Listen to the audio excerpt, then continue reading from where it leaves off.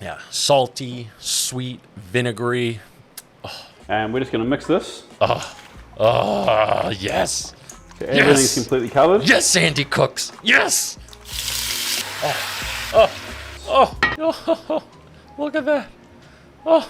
A few spring onions, rice. That's it. White rice, pork adobo. That is it. That is all you need. Chef Brian Tsao here, not your typical chef, owner of Mission Sandwich Social, located right here in Williamsburg, Brooklyn. And today I'm going to be reacting to Andy Cook's My Pork Adobo that Uncle Roger reviewed. Welcome back to Andy Cooks, and today we're going to run you through my pork adobo. Well, it's not my pork adobo recipe, it's a pork adobo recipe that the legend Uncle Roger reviewed. Right off the bat, I love how he identified that it's a recipe, implying that it's not his recipe that Uncle Roger approved of. Now, this is very important because 9 out of 10 times a recipe is not original. Like, very rarely is a recipe from A to Z originally yours. Obviously, there are people who do that, but oftentimes a recipe is an offshoot from something else. And that's very common. The same thing happens in music. You know, it's just, it's normal. It's about putting your spin to it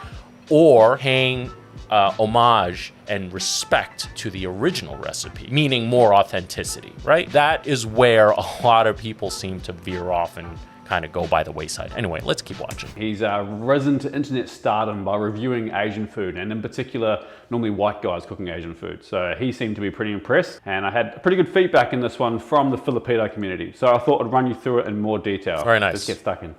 I react to a lot of Uncle Roger's reaction, and yes, a lot of the videos he reacts to is white people cooking up Asian food, right? But there are guys like Andy. This is a perfect example of someone getting a recipe and paying respect to the authenticity and the original recipe and executed beautifully. So it can be done. Listen, I f up recipes all the time from French and Italian and German cuisine and all that stuff. So it's not just white people, okay? It's anytime you're basically going outside of your wheelhouse, all right? It's just really important to do your research before you put it on the f***ing internet. But before we do that, do me a huge favor. If you like this video at any point, go smash that like button and subscribe if you're not. Yes, beautiful kitchen, number one. Oh, beautiful, beautifully. I think I have the same fridge.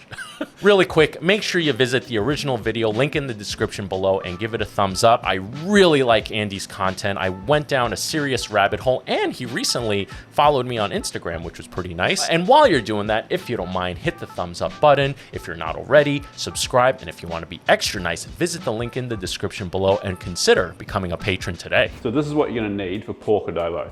Pork, obviously, and we're going to go pork belly. This is about 1.2 kilo. In my short format video, I took the skin off, and I got a few comments about that. Traditionally, it's probably not done with the skin off, so today we're going to leave the skin. I always like, especially braised pork belly, I always leave the skin on. Actually, even baked to get the crispy pork belly, I leave the skin on too. Leave the skin on. And then vinegar. Now, this is coconut vinegar. That should be available at most Asian supermarkets. Coconut vinegar? If you can't get coconut vinegar, then just plain white vinegar works just fine. Yeah, salty, sweet, vinegary. Oh, amazing pork adobo. That is, I've never made it with coconut vinegar, admittedly. I've only made it with white vinegar, but that is a nice touch, coconut vinegar. A whole head of garlic. 4 bay leaves, a little bit of sugar, some dark soy sauce, some light soy sauce, some spring onions to garnish, and that's it. It couldn't be simpler. So let's dice this pork up. So this piece of pork belly, I am going to take the skin off this part here because that's where the pork was printed when it was processed. So we'll just take that off, even though that ink is actually food safe. Yeah, that ink is food safe. Not super into eating that. From there, pretty simple. We're just going to dice this. So we're looking for pieces about this size. Oh, now nice, this recipe big, can chunky. also be adapted. Perfect knife technique. He's got a red cutting board to cut protein on, green cutting board for produce, a yellow cutting board for poultry. If you know, like really a lot of attention to detail. Fucking labeled sugar container, bruh. Bone and chicken legs work really well, and they're super affordable chicken legs. Or you could use chicken thighs.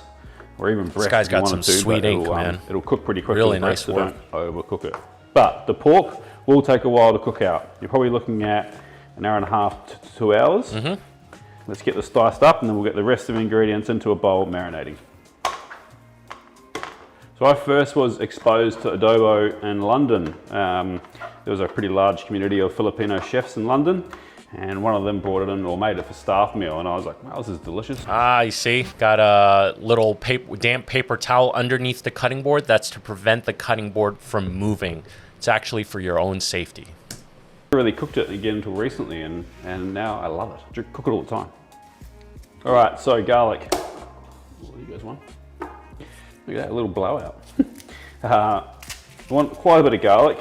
Uncle Roger commended me on my amount of garlic, so we'll stick with that.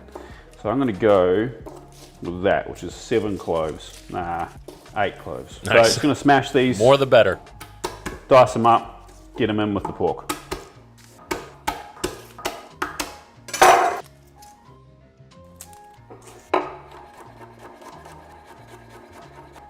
Nice. Perfect knife technique. Garlic goes in, and then... I love that he has this giant cutting board, and he cut the protein on his red cutting board. Dude, this kitchen is so freaking perfectly, immaculately clean. Beautiful. Bay leaves. You can tell I'm a fan. Bay leaf, yep. That's 4. Black peppercorns. I mean, simple, 10, simple dish. Light soy sauce, 4 tablespoons. I always go just dark soy sauce. Regular soy sauce, typically, with a little bit of dark for more intense 4 color. tablespoons. And vinegar. But this works 5 too. 5 tablespoons. Yeah, a lot of vinegar, baby. Want that vinegar kick in there. Now just maybe 2 teaspoons of sugar. Very good. And we're just gonna mix this. Oh, yes. So everything's completely covered. Yes, Sandy Cooks. Yes. Then we're just going to cover that. We're going to chuck it in the fridge and marinate it. You want to do it for at least an hour and a half, but you can go up to 4, 5, 6 hours even. Or overnight. So our pork's been marinating for 4 hours now. We're just going to put a little bit of oil in the bottom of a heavy base. If you do overnight, I would not put the vinegar in there. I'd put the vinegar right before cooking. That's just me personally, but I'm also not an aficionado of pork adobo. I've just had it numerous times. I've only made it a handful of times. I should mention my grandfather was born in the Philippines, born and raised in the Philippines, which is why, number one, he spoke good English, but is also why my aunts and uncles all have Hispanic names. So my uncle is Juan. I have an aunt Martina, Maria. Why am I blanking on my other auntie names? Well, I don't call them by their first names, obviously. We actually, in Chinese, and I think in Korean and Japanese, you actually refer to your aunts and uncles by number. So first aunt, second aunt, eldest aunt, second aunt, third aunt, fourth aunt. Hey, I want to tell you about the sponsor of today's video, MyHeritageDNA.com. MyHeritage is the #1 family history and DNA service in Europe. It's fun and easy to discover more about your origins and possibly find new relatives. You get set up, they send you this kit. It is super easy. It comes with a few swabs and some vials with solution. You swab one cheek, you open up the vial, dunk it in, break it off, close it up. There's one more vial, you repeat, and you mail it to MyHeritage. Here we are a few weeks later. I have since even rearranged my office, but I got an email alert that my results are in, so I had the lovely Amy Ernst, who's over there, to put it up on the screen. It's covered by another window, so this is my genuine reaction to my DNA test. I am very excited to see what the results are gonna be. Ooh, interesting. My father is of Chinese descent, born and raised in Taiwan. My mother is born and raised in Korea, so I am a mixed Asian baby. But it says something interesting here. It says that I am 64.3% Chinese and Vietnamese. Very interesting. It says that I am 20% Japanese and Korean. That makes a lot of sense, specifically the Korean part. And then 15.7% other ethnicities. What is that? So let's, Mongolian. Really? Huh. Interesting. I did not know that. Hope you enjoyed this little journey as much as I did. In fact, I think you'll love it, and I definitely encourage you to check out the link in the description below to buy your own kit, but use the code SAO39 for free shipping, and as an added bonus, you can start a 30-day free trial of MyHeritage's best subscription for family history research and enjoy a 50% discount if you decide to continue with it. Spread that around and let that heat up a bit. All right, pork in. Get some color on it. Yes, get a nice sear. Overcrowding the pan a little bit, but there's a lot of, well, not a lot, but there's sugar in this. So you actually won't have that hard of a time getting that color on there. If there was no sugar in here, I would say that's a bit too much all in at once to get the sear. But also, you know, in my opinion, the sear is not super important for this particular dish. I think it'll definitely intensify color, but it's more about getting the cooking process started versus getting a sear and color on it. So what you're looking for is just a little bit of color like that on the outside. A little bit of color, but it's not essential. You know, you got all the color from the soy sauce. I mean, even a lot of Chinese cookery, even Chinese and Korean cookery, it's not really about getting a sear. That's where, you know, East Asian and Western cookery differ a lot. Now we've got a little bit of color. We're gonna pour in the rest of the marinade. Yes. And then we're gonna add 2 cups of just water. Water, that's it, and just let it cook down. Stir that around. That's it. That's it. Make sure those bay leaves are evenly distributed. Turn your pot down to sort of medium-low. Chuck a lid on it, and we're going to cook it for about an hour and a half, for 2 hours, or until it's nice and tender. But we're going to check it every 15 to 20 minutes. All right, so we've been cooking about an hour now, and we're looking pretty good. It's starting to kind of soften up a bit, the meat, but it's not falling apart. And we're just going to leave this cooking for another probably half an hour, maybe 35 minutes.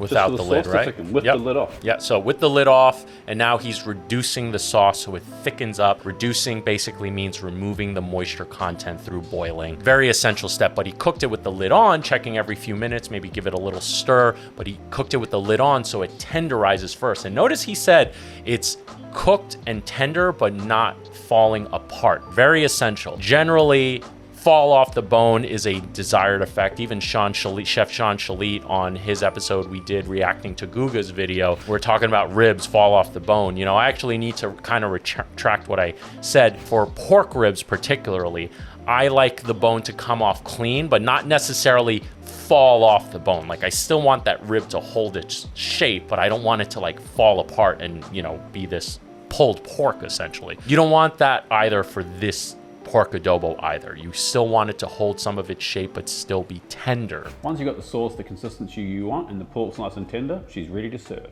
Yep. Oh. All right, let's serve some up. Oh, yes. Oh. Oh. Look at that. Oh. A few spring onions. You probably not necessary, but I guess that's a chef for me. And there you go. Uncle Roger approved pork adobo. Much better than the Food Network. Yeah, freaking for real. Time to eat some. White rice. That's it. White rice, pork adobo. That is it. That is there. all you need. All you need.